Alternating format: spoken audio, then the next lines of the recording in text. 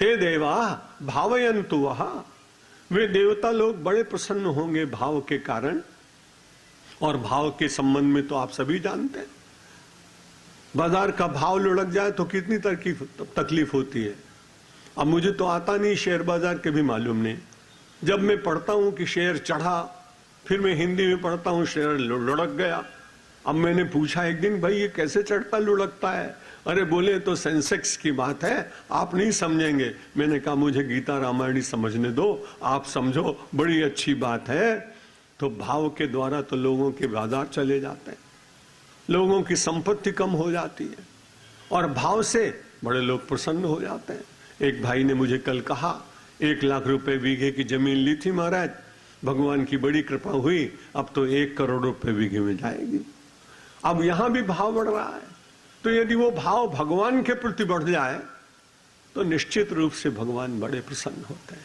पिछली बार वो भजन गाया था मैंने, भाव का भूखा हूं मैं और भाव ही बस सार है, भाव से मुझको भजे तो भव से बेड़ा पार है।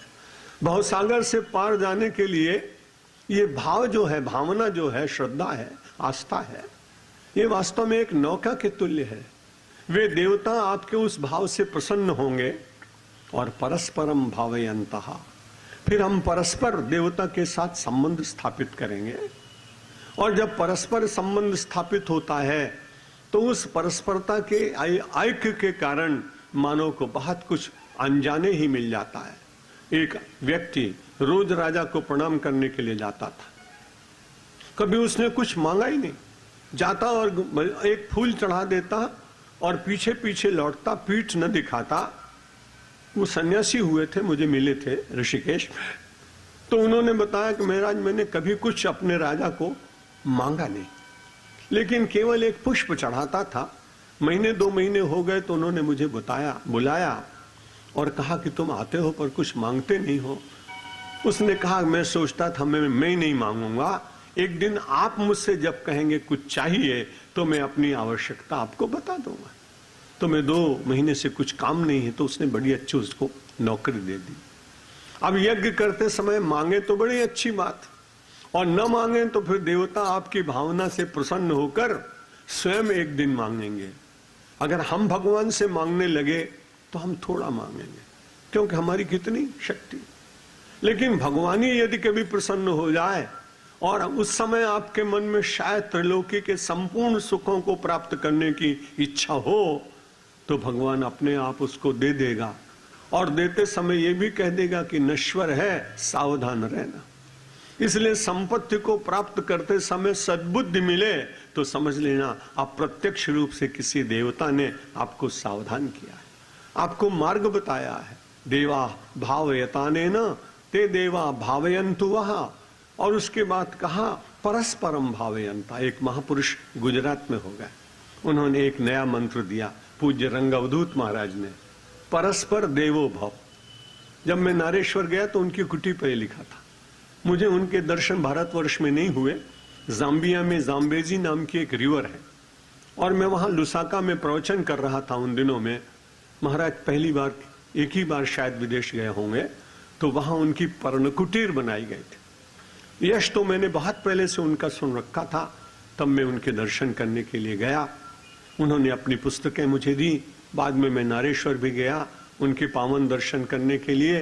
ये वाक्य मुझे बहुत अच्छा लगा, परस्पर देवो भव। जब एक दूसरे को देवता मानेंगे तो झगड़ा होगा क्या? जब देवता मानेंगे तो देने की इच्छा अपने आप होगी कि नहीं?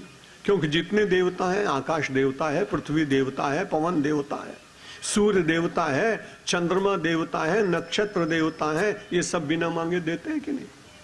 सूर्य भगवान अपने आप दे रहा है, चंद्रमा अपने आप शीतल किरण दे रहा है, आकाश में से जाते हुए शब्द फिर आपके जीवन का रक्षण करते हैं। अभी पिछले वर्ष में विवेकानंद जी का एक कैसेट में जो वो बोले थे, वहां किसी वैज्ञानिक ने उनकी पूरी की पूरी वो पहली स्पीच और फिर से कहीं से पकड़ी है आकाश में, मुझे सुनने का अवसर मिला। रामकृष्ण मिशन के किसी सन्यासी ने दिया था।